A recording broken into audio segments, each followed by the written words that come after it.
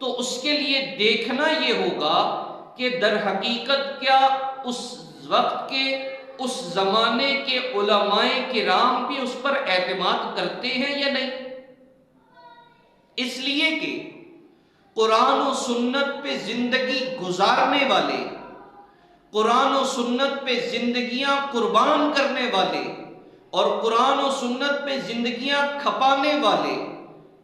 اس field کے، اس شعبے کے ماہر ترین لوگ وہ علماء کرام ہیں۔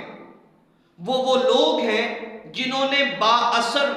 شخصیات کے زانوئے تلمذ تہ کر کے ان کے سامنے علوم و معارف حاصل کیے ہیں۔ چنانچہ ہم دیکھتے ہیں کہ نبی علیہ السلام کے زمانے میں حضرت جبریل علیہ السلام وحی لے کر آتے تھے، اور اس زمانے میں قرآن پاک چونکہ مصحف میں نہیں تھا، قرآن پاک کتابی صورت میں موجود نہیں تھا، تو نبی علیہ السلام سینہ بسینہ یہ قرآن پاک وحی مبارک اپنے صحابہ کرام کو، اپنے شاگردوں کو سناتے تھے، انہیں یاد کرواتے تھے۔ چنانچہ صحابہ کرام کے بعد صحابہ کرام نے یہ علوم و معارف تابعین کی طرف شفٹ کیے، اور پھر تابعین سے تبع تابعین کی طرف منتقل ہوئے، اور تبع تابعین سے آگے یہ علوم سینہ بسینہ منتقل ہوتے چلے گئے۔ اس کا مطلب کیا ہوا کہ دین متین مختلف سلسلوں سے چلتا ہوا آپ تک اور مجھ تک پہنچا ہے۔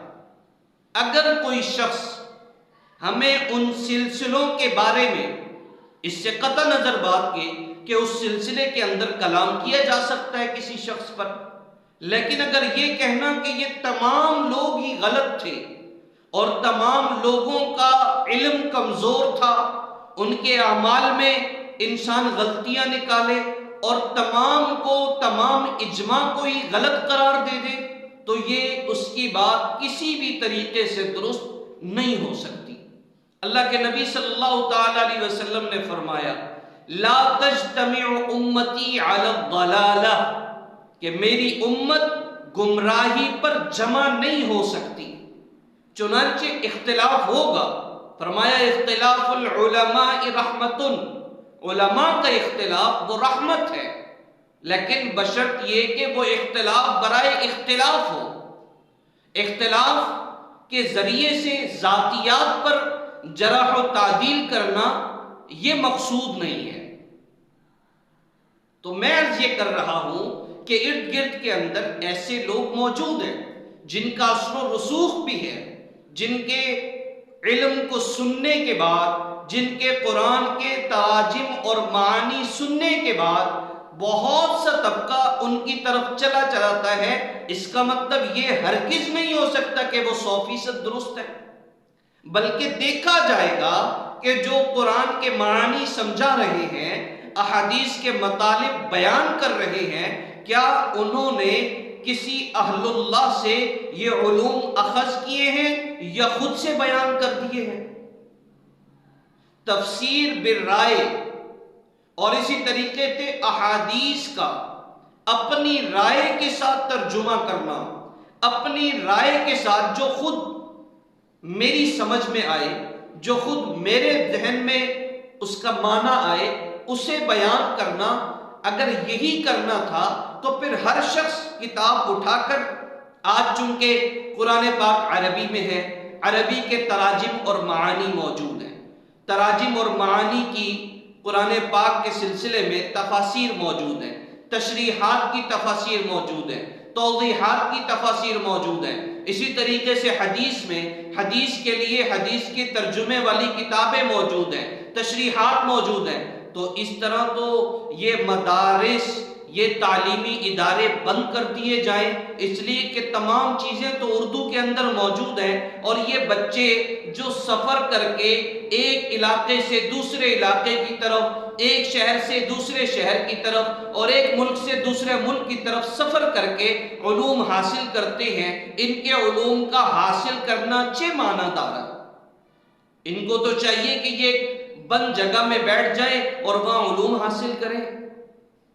وہاں بیٹھ کے وہ اردو کی تشریحات بھی لے لیں اور قرآن پاک کے اردو تراجم بھی لے لیں اور کتابوں کی تشریحات لے لیں. اب نہ اساتذہ کی ضرورت ہے، نہ بزرگوں سے تعلق کی ضرورت ہے، نہ اہل اللہ سے صحبت کی ضرورت ہے، اس لیے کہ مقصود تو علم ہے اور وہ علم بیٹھ کے حاصل ہو گیا. حالانکہ ایسا نہیں ہے. تاریخ اس بات پر گواہ ہے اور اس پر روز روشن کی طرح دلائل عیاں ہیں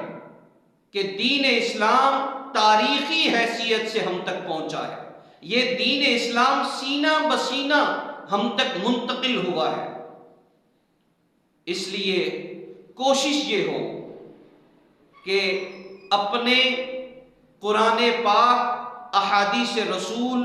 دین اسلام کے سکھانے والے لوگوں میں اس بات کا اندازہ کر لیا جائے کہ آیا وہ متبع سنت بھی ہیں کہ نہیں ہیں. آیا انہوں نے اکابرین کے پاس، بزرگان دین کے پاس کہ جنہوں نے اپنی زندگیوں کی زندگیاں اس کام میں کھپا دی ہیں، کیا انہوں نے ان سے فیض حاصل کیا ہے یا بند کمرے میں بیٹھ کے خود سے ترجمانی کر ڈالی ہے؟ تو یہ مقصود ہے کہ تراجم اور معانی و مطالب کے سیکھنے کے لحاظ سے اسناد درست ہو، نسبت درست ہو، تب جا کے علم فائدہ بھی دیتا ہے اور علم باعث رحمت بھی بنتا ہے، وگرنہ علم وبال بن جائے گا. اور اس کی بہت سی مثالیں آج کل موجود ہیں. اللہ تعالیٰ سے دعا ہے کہ اللہ تعالیٰ ہمیں صحیح معنوں میں علم فقہ، علم حدیث، علم تفسیر اور تمام علوم صحیح معنوں میں سیکھنے کی توفیق مرحمت فرمائے، اور اللہ تعالیٰ اپنے علم سے علم نصیب فرمائے. بس اتنا کہوں گا. السلام علیکم ورحمۃ اللہ وبرکاتہ.